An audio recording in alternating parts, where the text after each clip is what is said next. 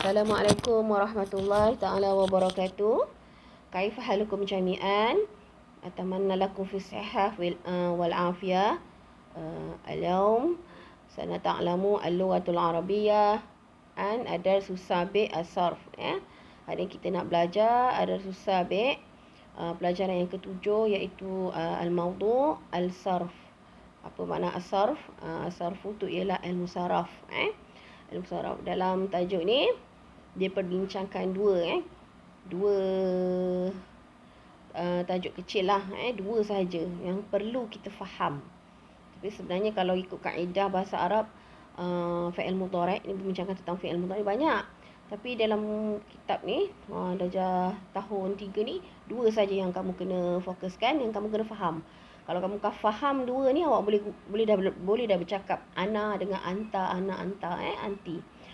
Baik. Bismillahirrahmanirrahim. Kita tengok tajuk. As-sarfu ialah ilmu saraf. Maksudnya ilmu saraf yang pertama diperbincangkan. Kita nak fokus pada al-fi'lul mudhari'un mutasilu bidhamirin mutakallimin mufradin.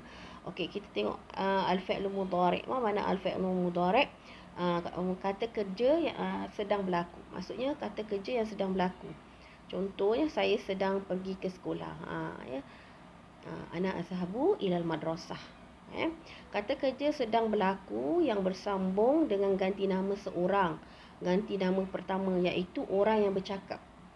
Orang yang bercakap, saya sedang bercakap sekarang kan. Jadi bila saya nak cakap ganti nama saya Maisurah. Tapi saya gantikan nama saya. Saya sebut diri saya. Dalam bahasa Arab ana lah. Ana. Okey, ana ni boleh digunakan untuk menunjuk seorang lelaki atau perempuan. Ana azhabu, ana ashrabu, ana akulu. Lagi ana apa? Saya makan, saya minum, saya tidur, saya sedang tidur. Ada ke orang tidur sedang bercakap? Tak ada kan? Saya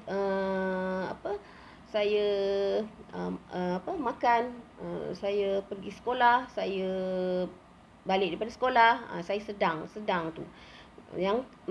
Yang saya tengok kalau masa awak tahun 2, fa'il madhi yang telah berlaku kan, yang telah kita berlaku al-madhi tu telah berlaku. Tapi kita tengok dalam pelajaran tahun 3 ini, kita fokus pada fa'il mudhari', ganti nama. Ganti nama fa'il mudhari' untuk mufrad saja, iaitu ganti nama seorang, saya. Dan juga yang kedua, iaitu al-fi'lul mudhari' al-muttasilu bidhamirin mukhatabin mufradin, iaitu anta dan juga anti. Bila saya ganti nama ana kan. Ana, bila kita nak bercakap dengan orang tu, kita sebut apa? Anta kalau lelaki, perempuan anti seorang. Untuk anta ni untuk seorang, kamu seorang, anti untuk kamu seorang. Anta lelaki, anti perempuan. Okey. Apa maksud al-mudhari' al-muttasilu bidhamir mukhatabin mufradin? Iaitu kata-kata sedang berlaku bersambung dengan ganti nama kedua yang mendengar percakapan. Kalau tadi orang yang bercakap, kita sebut diri kita ana. Bila kita nak tunjuk pada seorang tu anta, maksudnya orang yang mendengar percakapan kita anta ataupun anti. Awak boleh tengok nota untuk fahamkan lagi, iaitu kamu seorang lelaki atau kamu seorang perempuan. Anta wa anti. Kalau saya cakap dengan Muhammad, saya cakap dia anta lah, anta tazhabu. Kalau saya sebut pada Fatimah, anti tazhabina ilal madrasah. Okey, faham Okey, kita tengok contoh yang pertama tu. Okey, al-fi'l mudhari' muttasil bidhamir mutakallim mufradin. Mufradin tu maksudnya seorang, seorang. Okey, kita tengok jumlah ayat tadi tu. Azhabu ilal madrasah. Okey, kita tengok azhabu ilal madrasah. Mana fi'il mudhari'nya? Ya, azhabu. Perkataan asalnya tengok di atas tu, zahaba. Perkataan yang asalnya ialah zahaba. Kalau kita tengok kamus, kita tak cari kamus, tak tahu makna zahaba, perkataan kita tengok, itulah zahaba. Tiga perkataan asal. Maksud zahaba ialah pergi. Bila kita kata saya sedang pergi ke sekolah, azhabu ilal madrasah. Saya sedang pergi ke sekolah. Itu fi'il mudhari', sedang berlaku. Apa kata domirnya? Apakah domirnya? Ganti nama dia ialah ana, saya. Al-fi'l mudhari' di situ ialah azhabu. Yang Azhabu. Okey, apa huruf yang ditambah kat soal? Huruf bertambah dekat situ. Ma zaidah. Apa yang ditambah? Alif. Tak? Kata zahaba asalnya. Tapi bila kita nak cakap, nak bagi tahu orang, nak bagi seseorang, kita nak bercakap dengan seseorang, saya sedang pergi sekolah, takkan zahaba salah jadi kita kata dekat situ, ni kaedah tak boleh nak tukar-tukar. Saya sedang pergi sekolah, azhaba ilal madrasah. Faham tu okey, tengok untuk anta pula. Okey, jumlah dia, ayat dia azhabu ilal madrasah. Nampak? Azhabu ilal madrasah. Kata asalnya mana fi'il madhi mudhari'nya? Mana fi'il mudhari'nya? Aina al-fi'il mudhari'? Tazhabu. Apa perkataan asalnya kat situ? Asal perkataan tu ialah zahaba. Okey, bila kita nak cakap kamu sedang pergi sekolah. Seorang lelaki ni, untuk kita tunjuk untuk seorang lelaki. Jadi tazhabu ilal madrasati. Kamu sedang pergi ke sekolah.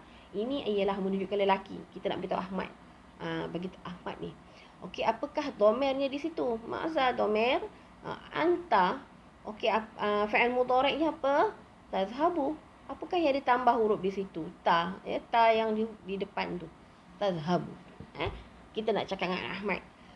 Anta tazhabu ilal madrasati. Kita cakap Ahmad. Kamu, Ahmad, sedang pergi ke sekolah. Seorang je. Kalau 2, 3 tu dah lain.